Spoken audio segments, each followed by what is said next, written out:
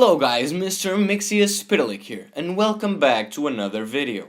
Today I want to share with you my top 5 ideas for Suicide Squad 2. With the recent news of Gavin O'Connor directing and writing the film, I decided to give you my thoughts on this movie. So, without further ado, let's jump to my top 5 ideas for Suicide Squad 2. Number 5. Self-contained story. One of the many problems critics and audiences had with the first Suicide Squad film was the story. For many, it was hard to follow what was going on, and it seemed the story was moving forward without any development whatsoever in the characters. So I think the story for the sequel needs to be more focused. And please, we don't need a blue beam coming from the sky or some magical creatures to fight. We're talking about the Suicide Squad. So let's make a more personal story that deals with the characters and their interactions. Number 4. Don't be afraid to make them villains. Another problem that people had with the first film was the fact that they thought the characters were being portrayed as good guys. So please, don't be afraid to make them villains. They are bad. Not all people are good. And if you establish that, audiences will understand that these characters shouldn't be examples to anyone. Deadshot is a mercenary who kills people, and while Will Smith might not like the idea of being a full-fledged bad guy, the character should be above the acting, so don't make a redemption arc for him. Number 3. More powers and abilities. Another thing I think needs to happen in the sequel is a justification of why these characters are necessary on the Suicide Squad, and that's their powers. Have Deadshot make some trick shots and long shots, and not just shooting some people. Don't just have Harley hanging around with a baseball bat.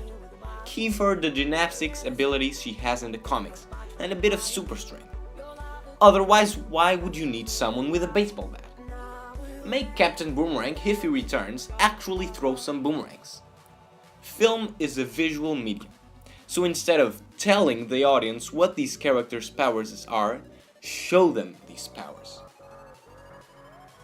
Number 2. Revolving Cast. Like the name suggests, in the Suicide Squad some characters die and have to be replaced by others. So, instead of killing one character that no one knows, I'm looking at you, Slipknot, have some characters go away from the team and bring some fresh faces like Killer Frost and Black Manta, the latter who will already been introduced in the DCEU in James Wan's Aquaman. This will give room to the new creative team to do something original and not be tied by what David Ayer's team already did, while making sure fans get what they enjoyed from the first film. Number 1. Deathstroke. Rumors have been floating around that Deathstroke will not appear in Matt Reeves and Ben Affleck's The Batman. Whether that is true or not, we'll have to wait and see, but that doesn't mean Joe Manganiello can't play the role in Suicide Squad 2. Have Deathstroke be hired by someone, like for example the Joker, to take down Task Force X. This way you could show the power of Deathstroke. The film could open, for example, with him killing some members of the original squad that you want to replace, while keeping the story relatively self-contained. Also, I think it would be a bad idea to make Slade Wilson a member of the squad, as that would show some kind of weakness for the character and would also tie him up for future DCEU films appearances. It is very important for the character to exist outside the squad. And there you guys have it.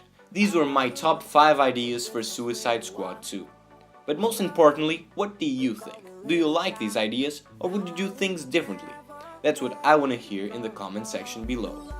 I hope you enjoyed this video, and if you did, make sure to leave a like and share with all your friends and family. Don't forget to subscribe to the channel so that you don't miss any of my videos, and while you're at it, make sure to follow me on Twitter and Facebook at Real5Dimension, or simply by clicking the links in the description.